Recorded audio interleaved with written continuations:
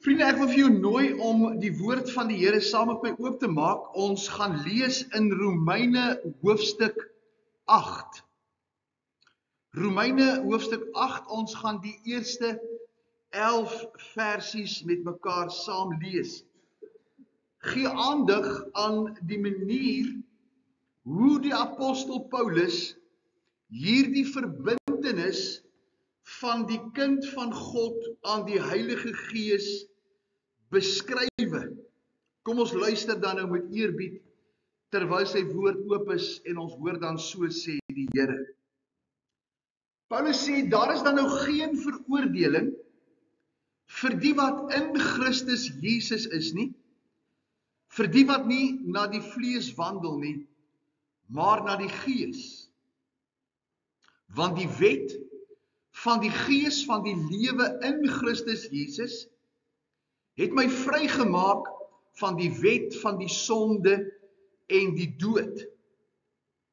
Want God het, wat vir die wet onmoontlik was, omdat dit kragteloos was deur die vlees, deur sy eie seun in die gelykheid van die sondige vlees te stuur, en dit ter wille van die sonde te veroordeel in die vlees, sodat die reg van die wet vervul kan word in ons wat nie na die vlees wandel nie, maar na die Gees. Want die wat vleeslik is, bedink vleeslike dinge, maar die wat geestelik is, geestelike dinge. Want wat die vlees bedink is die dood, maar wat die Gees bedink is lewe en vrede. Omdat wat die vlees bedink vyandskap teen God is, want dit onderwerp hom nie aan die wet van God nie, want dit kan ook nie. En die wet en die wat in die vlees is, kan God nie behaag nie. Julle is egter nie in die vlees nie, maar in die Gees, as naamlik die Gees van God in julle woon. Maar as iemand die Gees van Christus nie het nie, die behoort nie aan hom nie. Maar as Christus in julle is, dan is die liggaam dood vanweë die sonde, maar die Gees is lewe vanweë die geregtigheid. En as die Gees van hom wat Jesus uit die dode opgewek het in julle woon, dan sal hy wat Christus uit die dode opgewek het, ook julle sterflike liggame lewend maak deur sy Gees wat in julle woon. Ons gaan net tot daar lees uit die woord van die Here. Ons is besig met die tema, die hooftema, ken die Heilige Gees, en wil ons dan nou vandag en by volgende week kyk na die werk van die Heilige Gees in die hart van die kind van God. Ons het verlede week stilgestaan en gekyk na wat die Heilige Gees doen wanneer hy die sondaar wederbaar, wanneer hy die mens wat Jesus se genade aangeneem het, en God die uitspraak maak dat hierdie mens nie meer skuldig is vir die straf van sy sonde nie, dat die werk van die Heilige Gees is om deur die daad van wedergeboorte 'n nuwe lewe te kom skep. 'n Lewe wat voortvloei as iemand wat weet dat as jy vandag sterwe, hy hemel toe gaan. Nie sondeloos volmaak nie, nie iemand wat nou bokant die grond loop nie, nie iemand wat nie foute maak nie, nie iemand wat nie moedeloos word nie, maar iemand wat die sekerd in sy hart het, dat hy kind van God is, omdat God gesê het, as jy my aanneem, maak ek jou my kind. En jy gaan sit terug in die wete, dat dit wat God gesê het, hy sal doen en jy dit nie hoef te voel nie. Belangrik dat wanneer ons na die werk van die Heilige Gees in die lewe van die mens kyk, ons in gedagte moet hou, en ons het dit vinnig verlede week genoem, dat daar 'n orde is, hoe God met die mens werk. Wie van julle het al probeer fietsry op rugby reels? Wie van julle het al probeer dart speel op skaakreels?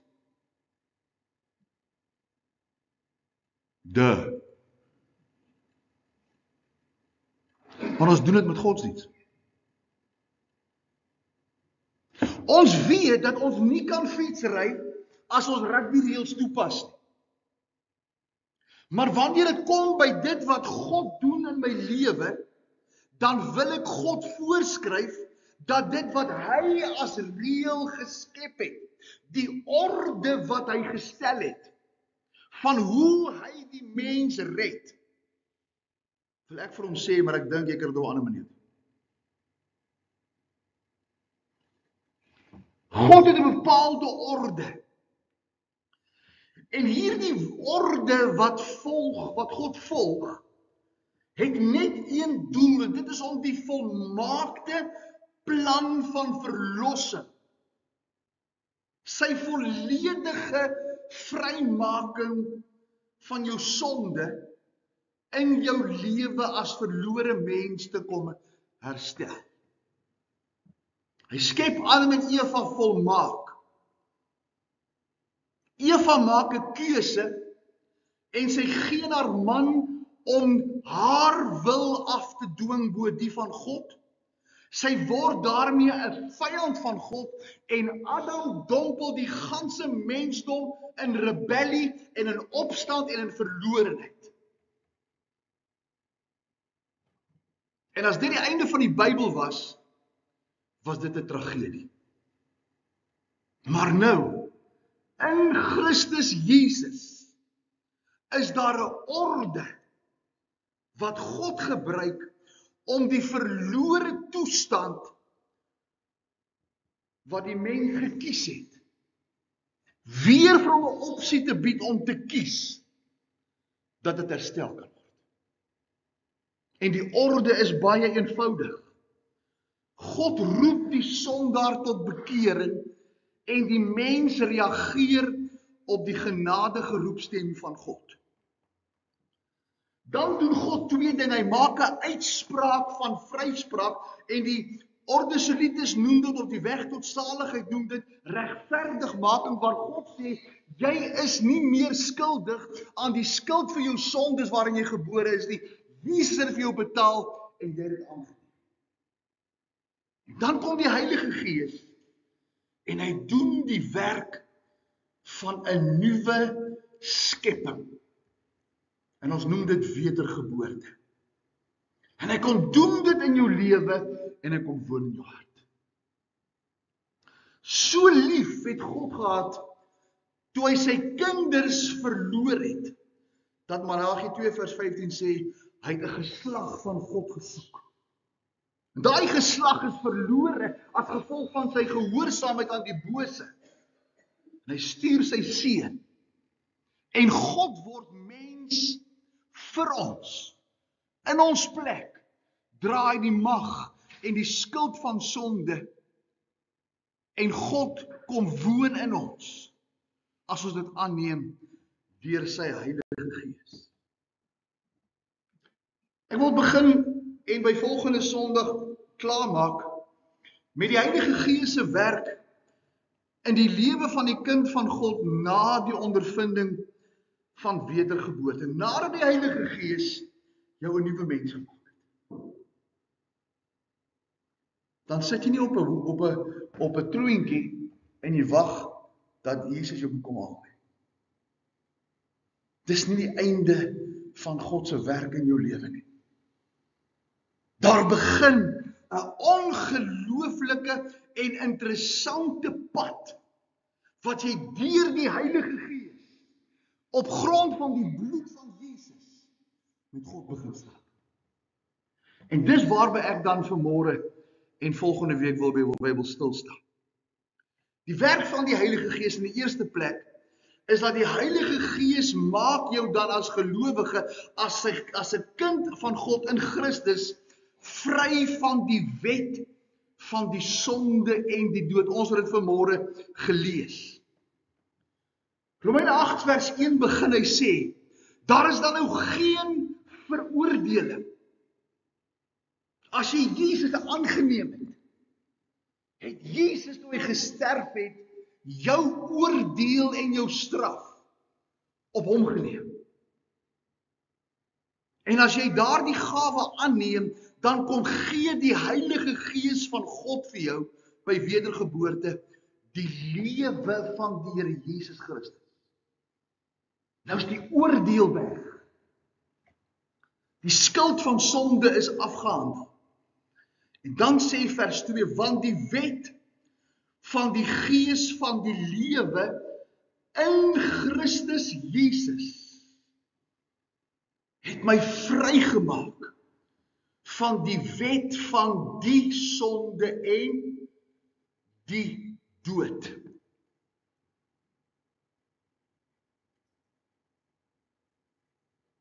Niemand sê niks.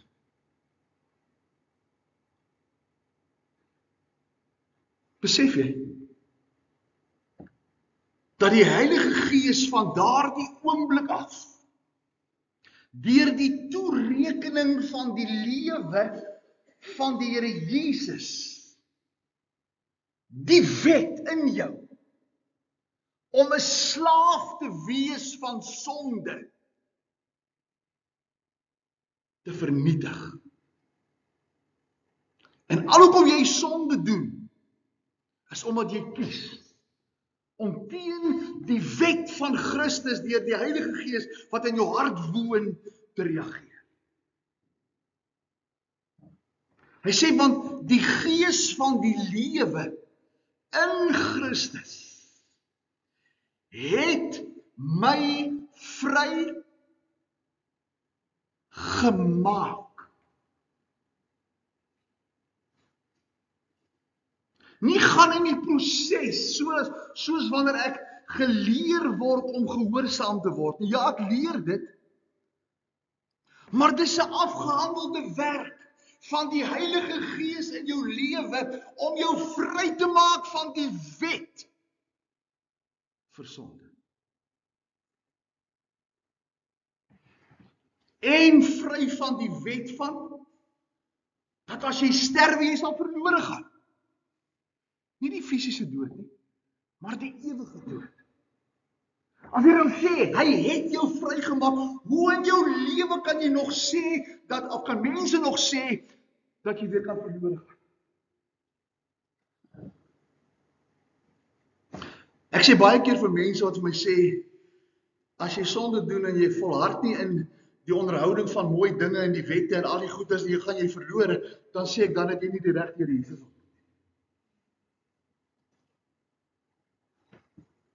Want hy sê, sy lewe maak jou vry van die wet van sonde. Die sonde. Wat is die sonde?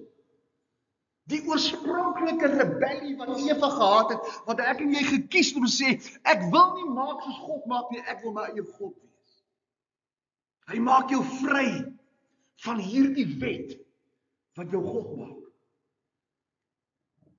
En hy skep God deur die lewe van Christus in jou lewe.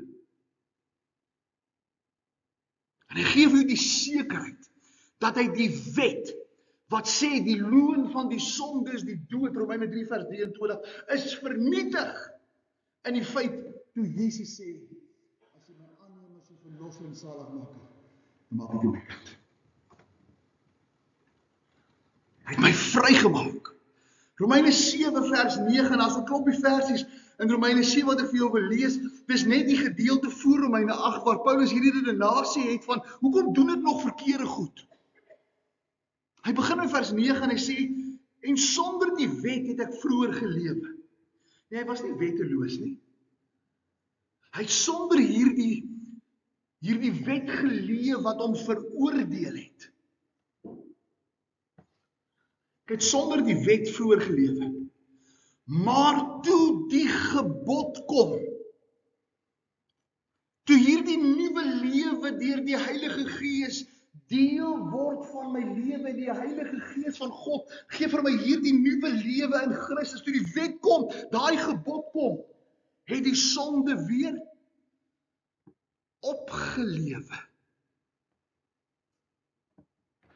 Daar was voor Paulus uit tot bekering kom geen stryd om die sonde te doen nie, want dit was normaal. Daar was nie 'n ander wet in sy binneste nie. Hy het sonder hierdie wet geleef om reg te leef. Want hy het gedink hy lees reg. Maar toe die gebod kom, nie die 10 gebooie nie. Toe hierdie nuwe lewe kom, het die sonde opgelewe en ek het gesterf. Want Romeine 6 vers 4 het gesê in die vorige hoofstuk, ons moet ons vereenselwig met die dood, die begrafnis, kruis af die opstanding van die Here Jesus. Soos hy gesterf het, sterf ek. Soos hy begrawe het, ek begrawe. Soos hy opstaan, staan ek op. Maar nou kom Paulus aan die einde van hoofstuk 6 en hy noem 'n ding en jy moet tog Romeine 6, 7 en 8 in sy konteks lees. En hy noem 'n ding en hy sê dat die genade so groot dat geen sonde dit kan oorskadu nie. En onmiddellik besef ek sê nou dalk iets wat mense kan dink, ek kan nou anders sondig omdat ek 'n kind van God is. En onderbreek homself in die hele hoofstuk 7 om te verduidelik dat jy sal nie wil sondig nie, want daar's 'n ander wet in jou binneste. Maar jy sondig omdat jy besluit, ek wil nie maak soos God maak nie, ek wil maak soos ek self maak. Want die sonde het aanleiding gevind deur die gebod en my verlei en daardeur gedood, dat ek nou nie meer kan maak wat ek wil nie. Vers 15. Want wat ek doen, weet ek nie. Want wat ek wil, dit doen ek nie. Maar wat ek haat, dit doen ek. En as ek doen wat ek nie wil nie, dan stem ek die wet toe dat dit goed is. Maar, nou is dit nie meer ek wat dit doen nie, maar die sonde wat in my woon. En die Bybel praat dit van 'n term inwonende sonde. Die smet van die sondigheid wat jou gewoond gemaak het om te sondig. Jy word nie 'n sondaar omdat jy sonde doen nie. Jy doen sonde omdat jy 'n sondaar is. En al wat gebeur by wedergeboorte is God gee jou 'n nuwe lewe. Hy vat niks weg nie. En in hierdie proses wat ons gaan by stil staan oor 2 weke, die proses van heiligmaking, doen God Heilige Gees daai werk waar hy jou leer en jou lei om elke dag vir jouself te sterf. En dan as die verleiding kom en hy sê vir jou, maar jy kan ons luister na onwelvoeglike, jy kan ons deur jou mond onwelvoeglike dinge sê, dan sê jy vir hom, maar ek kan nie, ek het nie 'n mond nie. En dan wil hy vir jou sê, maar wat is daai ding onder jou neus? Ek sê, ja, hy is daar, maar hy is dood vir die sonde. Maar die Heilige Gees maak hom elke dag lewend vir die geregtigheid. So wat maak dat jy, as jy 'n kind van God is, verkeerde goed sê? Jy wat kies om op te staan en te sê wat jy wil. En die Heilige Gees het iemand toe te skryf. Ek gaan aan, ek moet klaar maak, tyd hardloop weg. Vers 21, ek vind dus hierdie wet, as ek die goeie wil doen, is die kwaad aanwesig.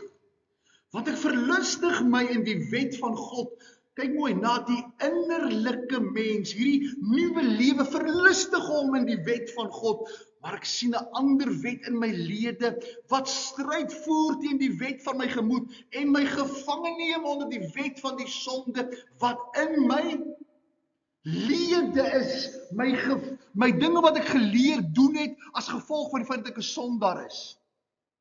Al wat verander het is, God woon in my hart. En die hart se spier, as ek dit nou so kan praat geestelik, moet my laat besluit, Romeine 12 vers 1 en 2, om vir my arms te sê, jy behoort nie meer in die sonde. En vir my voete te sê. En dis waaroor hierdie wet se vryheid gaan. In die tweede plek, versterk hy die kind van God in die innerlike mens. Efesiërs 3 vers 16 sê, en hy aan julle krag mag gee na die rykdom van sy heerlikheid, om met krag versterk te word deur die innerlike mens, vers 17, sodat, hoekom word jy versterk in jou innerlike mens? Sodat Christus deur die geloof in julle harte kan woon, julle wat in die liefde gewortel en gegrond is.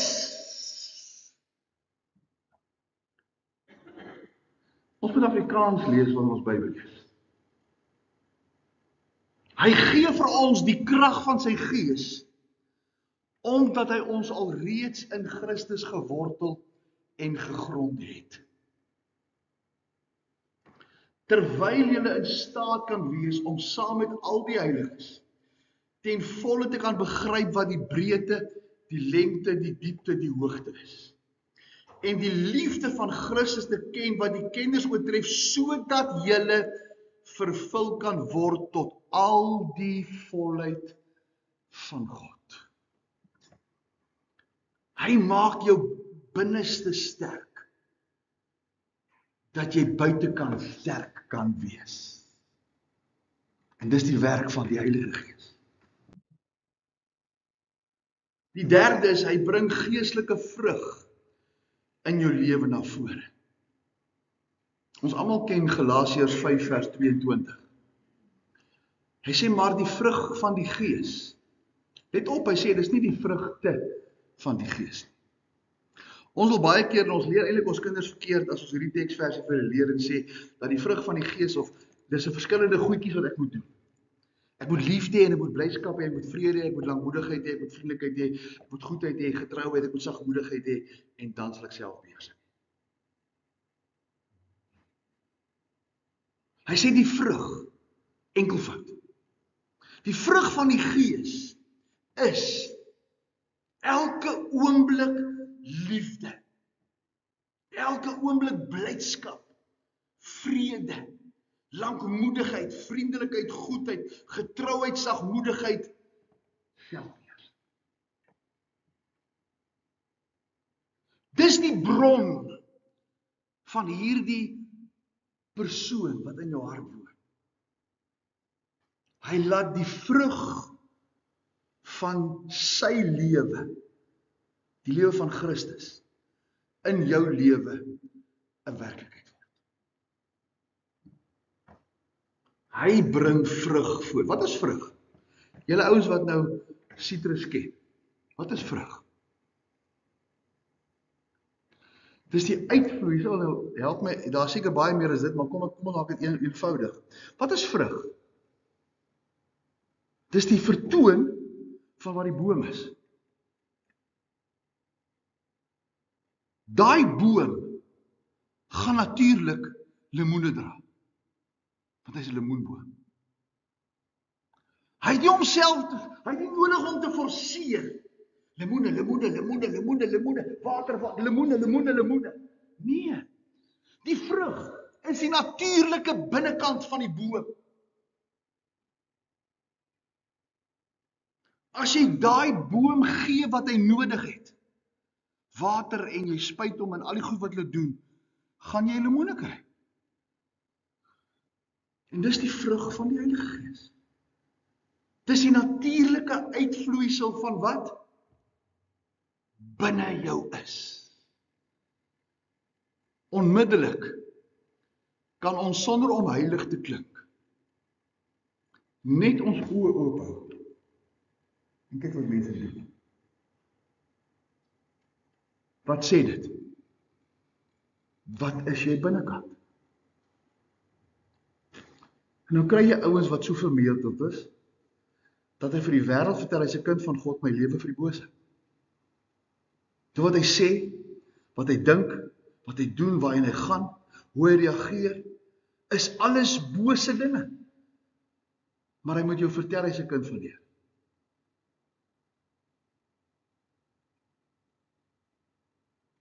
Handelinge 11 vers 26. Lees ons die disippels in Ikonium, 'n vreemde stad in Turkye, Klein-Asië. En ek lees daar dat die mense van die stad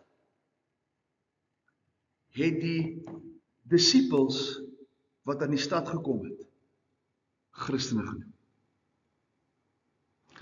Het daar ingestap en gesê, nou stuk ons 'n Christelike kerk. Ons haal al die duiwelbeelde uit, en ons haal al die goed uit wat nie van Jesus is nie, en ons plaas alles wat van Jesus is in hierdie kerk, dat julle kan sien ons is 'n ander kerk. Hulle het net gelewe wie hulle was, behorende aan Christus. En die wêreld het hulle Christen. Die vrug van die Heilige Gees. In die 4de plek sien ek dat die Heilige Gees heilig die gelowige. Ons gaan by die volgende 2 weke van hieraf gaan ons baie meer praat oor die woordjie heiligheid of heilig maak. Maar ek wil die grondslag net hier stel vir wat die werk doen. Wat is die begin van heiligheid? Dit begin by wedergeboorte. Die Heilige Gees heilig die kind van God. Romeine 15 vers 16 sê, om 'n dienaar van Christus onder die heidene te wees, 'n dienaar van die evangelie van God, sodat die offer van die heidene welgevallig kan wees, geheilig deur die Heilige Gees. Paulus kom by die gemeente in Rome en hy sê, ek praat van julle is nie Jode, julle het nie deel aan die verbonde, aan die beloftes, aan al die goed wat aan die Jode behoort het. Abraham is nie jou pa nie. Jy lewe nie in 'n besnydenisverbond nie, jy lewe nie in 'n of ander verbond nie. Jy's 'n heiden. Jy het niks te doen met dit wat God vir Israel gedoen het. Maar ek is 'n dienaar van Christus deur die evangelie van God, sodat dit wat die heidene doen, as uitvloeisel van hulle innerlike ondervinding, dit geheilig sal wees deur die Heilige Gees. Heilig, dat dit anders kan wees. Die woord wat hier gebruik word is eintlik nie 'n woord wat ons aan die Heilige Gees wil koppel nie. Maar om heilig te wees, is om 'n frats te wees. Ken julle die Hunchback van Notre Dame? Wat het hom uitgeken? Die boggel op sy rug. En om heilig te wees, is jy so anders, dat hulle jou onmiddellik sal raak sien. Dis heilig. Nie sondeloos en foutloos nie. Om 'n frats te wees, om uit te staan, sodat wanneer hulle jou sien, hulle sal sê, jy's anders. Nie jy vir hulle hoef te sê, dat jy kind van die Jesus is, die Sondagsgebed gebid het, in 'n kerk en nou is en al die dinge doen nie. Hulle moet kan sien aan die andersheid van hoe jy reageer, dat jy deur die Heilige Gees eenkant gesit is, om anders te wees. Galasiërs 5 vers 16 sê, maar ek sê, wandel deur die Gees, dan sal julle nooit die begeerlikheid van die vlees volbring. Solank jy wandel saam met die Heilige Gees, en jou fokus op hom is, kan die ou hier aan die ander kant sê net wat hy wil. Hy kan wie wees? Jy kan nie vir hom aandag gee nie, want jou fokus sal op die Heilige Gees wees. Wandel deur die Gees. Hoe lank is nooit? Nooit is so lank soos ewig, solank jy wandel deur die Gees. Nooit beteken nie, dat jy kan hier wegkyk en jy hoef steeds die Gees word. Wandel deur die Gees beteken, jy stap tree vir tree saam met hom, jou fokus is syne, jou ore is syne, jou oë is syne, jy kyk met jou oë nie rond hier, jy kyk waar loop hy. Dan sal jy nooit die begeerlikheid van die vlees opbring. 2 Tessalonisense 2 vers 13 sê, maar ons moet God altyd oor julle dank, broeders, wat deur die Here bemin word, dat God julle van die begin af verkies het tot die saligheid in heiligmaking van die Gees en geloof in die waarheid. Heiligmaking is nie 'n elite ding soos 'n aircon in jou kar nie. Heiligmaking is 'n uitvloeisel van jou wedergeboorte. As jy nie anders is nie, is jy nie weergebore. Daar's nie 'n opsionele ekstra nie.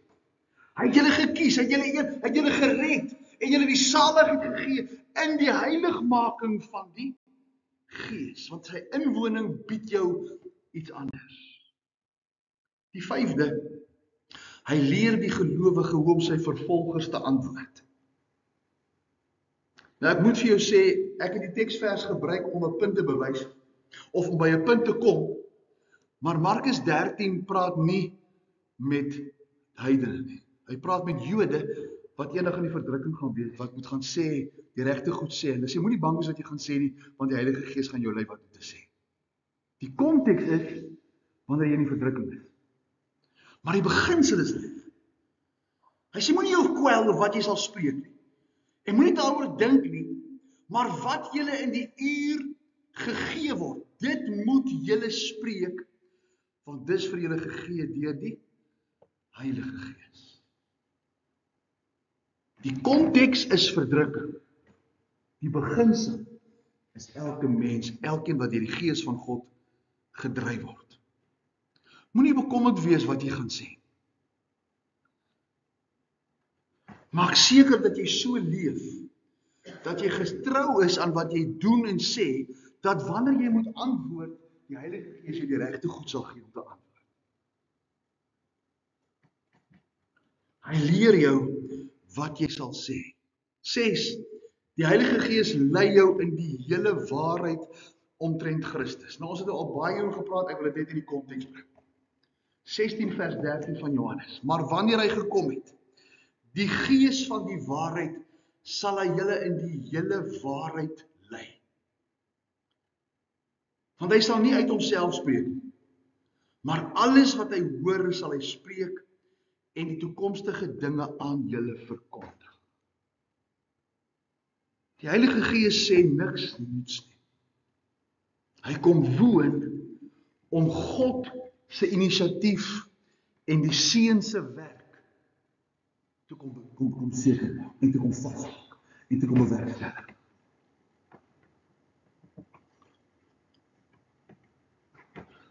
Dis hoekom dit so belangrik is, en is nou so 'n bietjie af. Dis hoekom dit so belangrik is, my vriende, om nie te sê dat die Heilige Gees en die Here het vir jou goed gesê, as dit nie inpas by dit wat die Bybel sê nie. Want hy sal niks anders vir jou sê. Daar is vandag nie meer plek vir nuwe openbarings nie.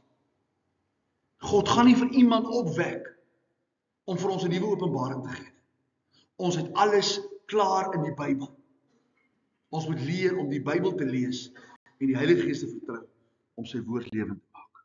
Die 7, hy bring die woorde van Christus in ons gedagtes. Johannes 14 vers 7, maar die Trooster, die Heilige Gees, wat die Vader in my naam stuur, hy sal julle alles leer en julle herinner aan alles wat ek vir julle gesê het.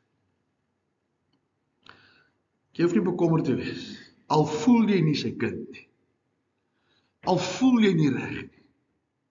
Dis die werk van die Heilige Gees, om jou te herinner aan wat Jesus gesê het. Wat het hy gesê? So lief het die Vader gehad, dat hy sy Seun gestuur het. Sodat elkeen wat glo nie verlore sal gaan nie, maar die ewige lewe kan nie. Johannes 1 vers 12 sê, vers 11 sê, dat sy eindom gekom, sy eie mense om hy aangeneem.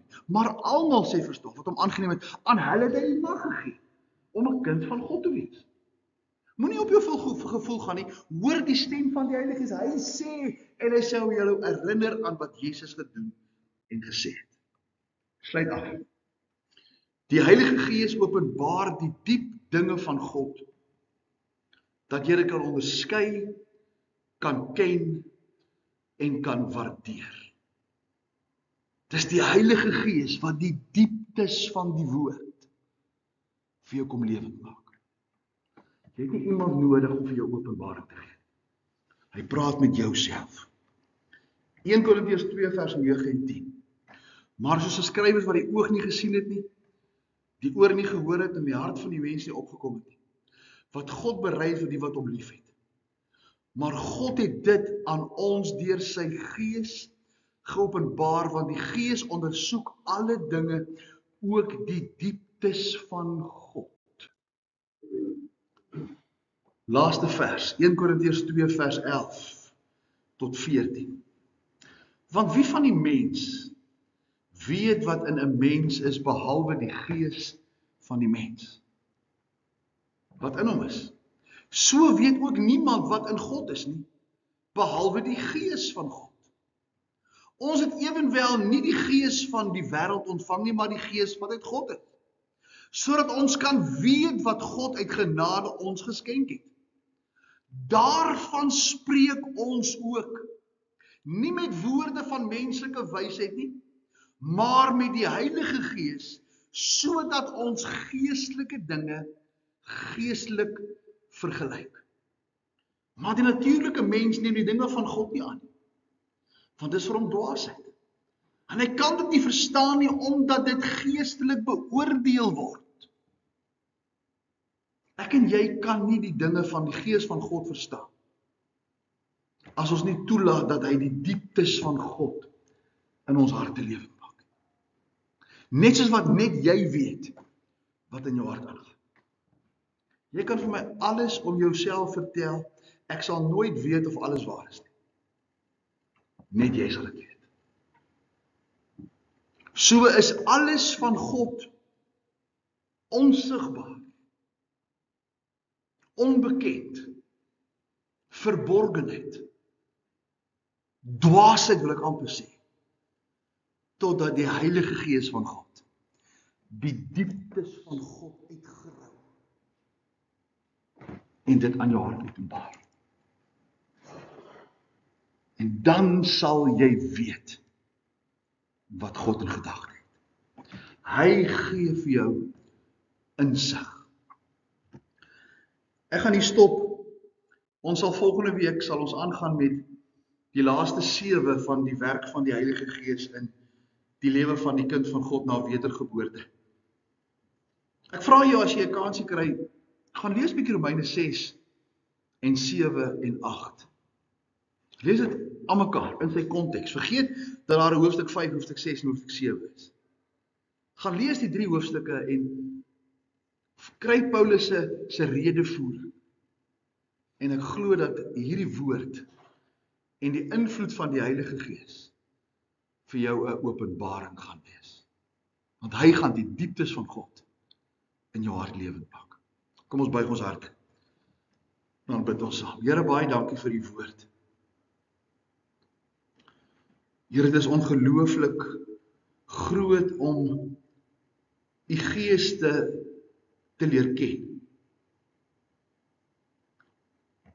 Dis ongelooflik, dis asemrowend om te sien, Here, hoe u onbekende dinge bekend maak, as ons net bereid is om te luister. Here, vir my eie lewe, so 'n groot ontmoeting opnuut weer. En Here, sekerlik sal dit nie die einde wees, as hy dieper gaan grawe in God se heerlikheid, en die dieper dinge van God moet ons kom openbaar nie. Dankie dat u woord oneindig is. Dankie dat u die woord van die waarheid is.